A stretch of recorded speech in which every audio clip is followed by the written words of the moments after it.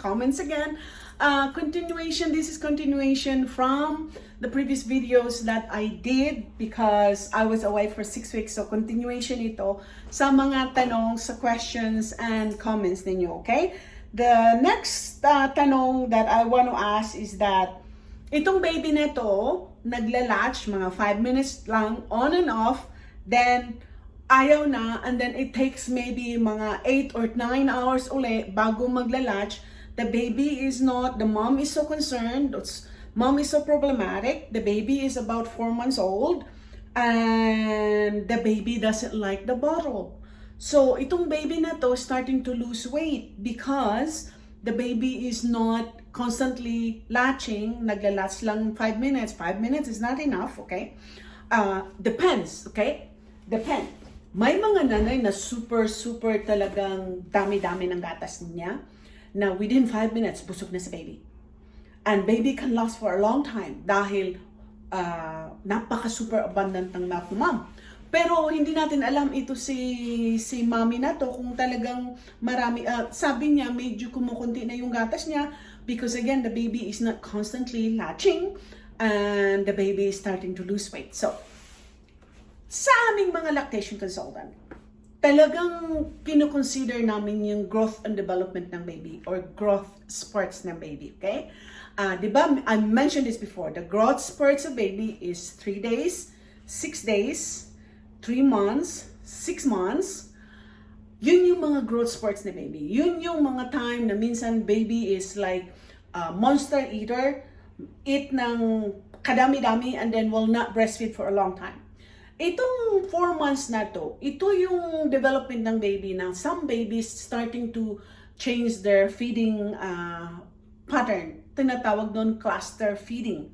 Ang cluster feeding na tinatawag, kalimitan yung baby eat like a little monster every hour, every 2 hours, and then sometimes during the night, ayaw, or during the day, ayaw dumede, only during the night. So, ito yung mga problema na kalimitan hindi naiintindihan ng mga nanay. Okay? Kaya ko i-explain ito sa inyo. So, in this situation, 4 months na yung baby, only lasts for a few minutes, ayaw ng bote, nagka-problema ngayon si mom on what to do because the baby is losing weight. She is planning, sorry about the traffic. I live in a resort area here in Canada, kaya traffic everywhere. So, anyway, yung nanay na to, kailangan ng support, okay? Either she needs to do frequent pumping or expressing her milk every 2 or 3 hours, and then try her best to either use, sa baby, ayaw ng bote, right? So, I mentioned to her, you can use other feeding tools na mapakikinabangan ni baby dahil kailangan talagang kumain si baby. If not, then baby will continue to lose weight. Ang kalimitan kasi sa mga baby din, may mga nakikita akong baby sa aming breastfeeding clinic na 4 months pa lang nag-uumpisa ng namamaga yung gum because may mga babies na maaga silang nagtititing. May mga babies na 9 months pa, 6 months pa, or 7 months nagkakagum na, nagdodroll na ng laway. So may mga babies, iba't iba talaga ang growth development. Ngayon, kung isa ka doon sa mga nanay that your baby is really not happy latching, okay? Or pag nagla-latch, medyo mabilis lang, do something about it. What you gonna do? Para ma-feel in love yung baby mo sa breast mo and it stays last longer. Pag minamasahe yung breast mo, yung milk mo nagpo-flow continually, lalo na pag marami kang gatas. Pero pag konti ka ng gatas, nag-i-struggle talaga si baby. Pero sa tingin mo, may ma-milk ka, massage mo muna. Because, I'll give you an example. Pag ikay kumakain sa restaurant, pag pakonti-konti yung siniserve sa inyo, di ba mainit ang ulo nyo? Gusto nyo, pag kung ano yung order nyo, nandoon ka agad. Lalo na pag gutom ka, nandoon ka agad lahat. Para makain mo ka agad lahat. Ngayon, kung gutom ka, tapos pakonti-konti yung siniserve sa'yo, nagagalit ka. So, put yourself in the situation doon sa baby na pinapadede mo. Okay? Mami, gutom ako, pinapalatch mo ako ng 5 minutes. Ngayon, wala pa lang dumadaloy na gatas, maghihinto na lang ako. So, it's just a simple example na sinasabi ko sa inyo. if this one doesn't give comfort, if this one doesn't give encouragement dun sa baby na magstay last longer, magtitipid si baby. Kasi walang dumadaloy, the baby is working hard, the baby is frustrated dahil walang dumadaloy, walang enough milk. Now, there's a reason behind kung walang enough milk si nanay, okay? Either si nanay laging pagod, si nanay walang support, si nanay kulang sa pagkain, kulang sa nutrition, si nanay kulang sa tulog, si nanay nai-stress, kaya naapektuhan to. So the baby will not last longer pag dumedede siya. So, you know what? You have to think about pag ang baby ayaw sa breast, there's a reason behind it. Okay? Either yung baby, mali din yung position mo, nagsawa na doon sa position na ginagamit mo performance, or talagang sa baby gusto ng fast flow. So do the fast flow. Siguro kung ayaw ni baby ng bote, do a cup feeding or spoon feeding. Maraming sources kung titingnan nyo, there's so many ways on how you can feed a baby. Hindi lang bote, okay?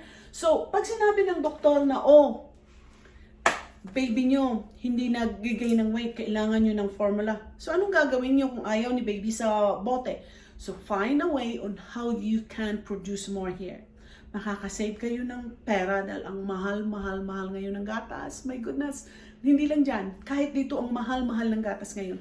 So, do something about it. If your milk supply is not enough, kaya si baby umaayaw ng 5 minutes na, wala nang daloy, wala nang flow, kaya ayaw na ni baby. So, do something about it. Maybe try to pump. Kung wala kang pump, massage your breast. Every 2 hours, massage your breast. Kahit hindi dumidede si baby, do it continually. Do it for maybe 2 weeks or 3 weeks. Sinasabi ko sa inyo, hindi magic ang pag-increase ng milk supply natin. Once marami ka ng flow, siguro magiging happy si baby. So don't be too worried about the baby's weight. Kasi kalimitan minsan, sa mga dito sa 4 months to 6 months, minsan bumabagsak yung weight ni baby. Yun din ang minsan hindi in-explain sa mga doktor nyo kung bakit bumabagsak. Because of the cluster feeding thing. The growth spurts ng baby. So, you may notice, pagdating ng 7 months, 8 months, minsan bumabagsak ulit yung weight ng baby nyo. So, hindi pare-pareho every month na kailangan sasabihin mo pag sinabi ng doktor, kailangan ko ng 30 grams na increase ng weight ng baby mo every day. Ano ka? Magic? May mga nanay na nade-depress dahil yung mga doktor nila sinasabing kailangan everyday ganun. What if maliit kang babae, maliit kang nanay, maliit ang tatay, yun ang na-expect nyo sa baby nyo. So don't be too stressed about it. As long as alam nyo na ang baby nyo is sleeping good, pooping good, peeing good, ito ang sinasabi ko sa inyo.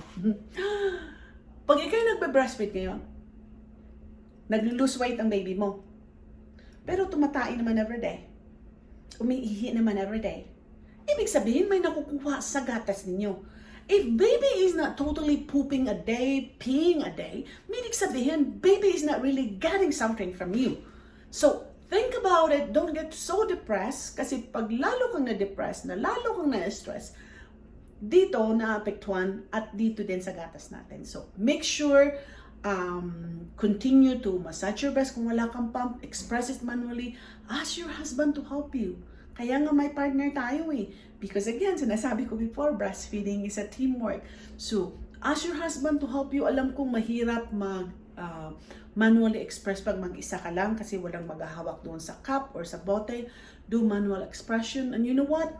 Hindi na ito kalasuan when it comes to teamwork with breastfeeding. The partner would be able to help you express that milk. Okay? Yung partner's touch. Okay? Hindi na ito kalasuan. When your partner is massaging your back, massaging your feet, making you comfortable, doon kayo maraming letdown, doon kayo maraming gatas. So, try that, take advantage of that, para happy si baby. So, for somebody na nagtanong sa akin about this, na nagka-problema about this, I hope you're doing well now after ako nagbigay sa iyo ng message. You can message me again kung anong nangyayari after what you did doon sa mga teachings na sinasabi ko sa iyo. Don't lose your hope. Baby will eventually learn how to latch pag talagang gutom ang tao. Kumakain kahit minsan anong ipapakain, basta lang ma-resolve yung pagkagutom, okay? Ito si baby siguro talagang matigas lang ang ulo at saka talagang walang initiative to latch for that long time. But to encourage the baby to latch longer ay maraming paraan. Again, uulitin ko, you make sure bago ka mag-breastfeed, have some snacks first. Drink water, drink juice. Let your body relax pag ikay nag-breastfeed. Kasi pag nagmamadali kang mag-breastfeed, i-latch mo si baby frustrated, gutom, then wala palang gatas madaloy, ayaw nang dumedi si baby. So you make sure na relax ang brain mo, relax ang katawan mo, hindi ka uhaw, hindi ka gutom. Because when you're thirsty or when you're hungry and when you're breastfeeding, you don't get let down. So, baby will starve when you don't have no letdown from your breast, doon sa milk mo. Kung wala kang spray ng letdown mo, gutom ang baby mo. So, always make sure that feed yourself first, ka-relax ka, make sure you're comfortable where you are, breastfeeding, walang ingay, hindi masyadong mainit, para relax yung brain mo. When your brain is relaxed, you get lots of that oxytocin release. Pag may marami kang oxytocin release, marami ka ring let down. So again, I hope you learned something from this video again. I will continue answering all the comments and questions again. I will be back. So make sure that you stick around dahil marami pa tayong pag-uusapan. Thanks again for watching. See you next time. Please continue to subscribe and do like this video. Do your comments para alam natin kung anong gagawin natin sa mga problema niyo. Bye for now.